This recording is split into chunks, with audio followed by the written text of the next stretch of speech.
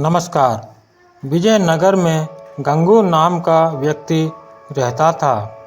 उसके बारे में कहा जाता था कि वह बड़ा ही मनहूस है और जो सुबह सुबह उसकी शक्ल देख ले उसे खाना भी नसीब नहीं होता।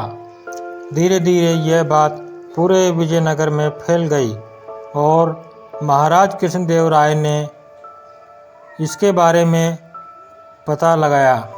उन्होंने सोचा कि उनके राज्य में इस तरह के मनहूस व्यक्ति का रहना उचित नहीं है, किंतु राजा बहुत न्यायप्रिय थे। उन्होंने सोचा कि पहले वो यह देखना चाहते हैं कि इस बात में कितनी सच्चाई है। राजा ने अपने सेनापति को आदेश दिया कि गंगू को उनके सामने लाया जाए।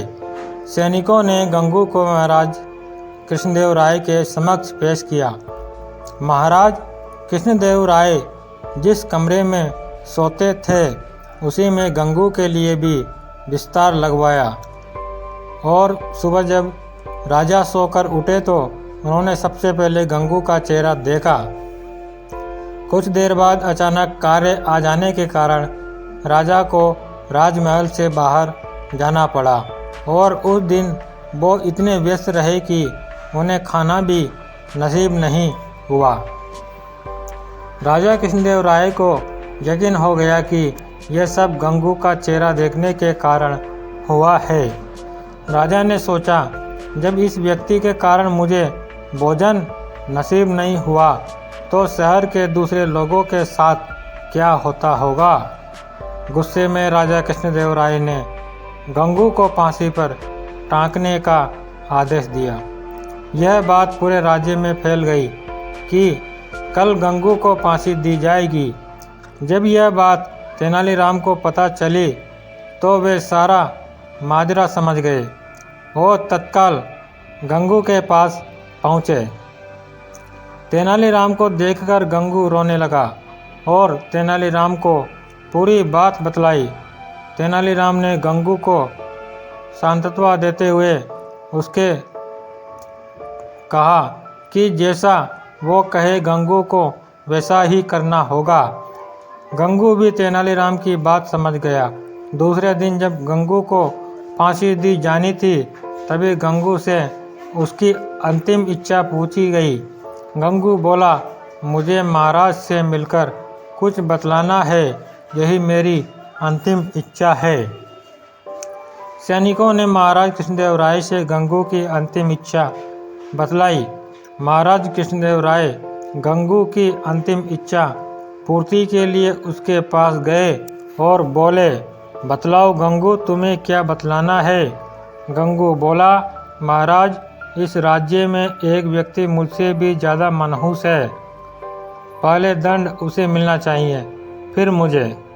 महाराज कृष्णदेव राय ने बड़े आश्चर्य से गंगू से पूछा, गंगू बतलाओ वह मनहूस व्यक्ति कौन है। गंगू बोला, महाराज, वह मनहूस व्यक्ति कोई और नहीं बल्कि इस राज्य का राजा अर्थात आप है। यह सुनकर महाराज कृष्णदेव राय अत्यधिक क्रोधित हुए और बोले, जानते हो गंगू, तुम क्या बोल रही हो, इसके बदले तुम्हें दंड भी मिल सकता है। गंगू बोला, महाराज, मृत्यु दंड से बड़ा कोई दंड हो सकता है क्या। यह तो आप मुझे दे ही चुके हैं। कृपया आप मेरी विनती सुन ले, इसके बाद आप जो भी दंड देंगे वह मुझे स्वीकार होगा। यह सुनकर महाराज का क्रोध कुछ शांत हुआ और बोले, तुम्हें जो कहना है कहो। गंगू बोला, महाराज, कल सुबह जब आपने मेरा चेहरा देखा तब आपको दिन भर भोजन नहीं मिला। तब आपने मुझे मनहूस समझकर मृत्युदंड दे दिया। ठीक उसी समय कल सुबह मैंने भी आपका चेहरा देखा था और मुझे फांसी की सज़ा मिल गई। मतलब आप मुझसे भी ज़्यादा मनहूस हुए। महाराज कृष्णदेव राय को पूरी बात समझ आ गई और उन्हें अपने निर्णय पर पछतावा हो चुका था। उन्होंने तत्काल गंगू की फांसी की सज़ा माफ़ कर दी। गंगू को अपने पास बुलाकर पूछा, गंगू, यह विचार तुम्हारे मन में कैसे आया? गंगू बोला, महाराज, मुझे तेनालीराम ने यह सब करने की सलाह दी थी। महाराज कृष्णदेव राय ने गंगू को बहुत सा धन देकर विदा किया और तेनालीराम को बुलाकर उसका धन्यवाद दिया कि उनके कारण एक निर्दोष की जान बच गई और महाराज के हाथ से एक बहुत बड़ा पाप होने से बच गया। धन्यवाद दोस्तों। आपको कहानी कैसी लगी हमें कमेंट में ज़रूर बताएं और अगर आप इस चैनल पर नए हो तो चैनल को सब्सक्राइब ज़रूर करें, घंटे वाले बटन को ज़रूर दबाएं। धन्यवाद।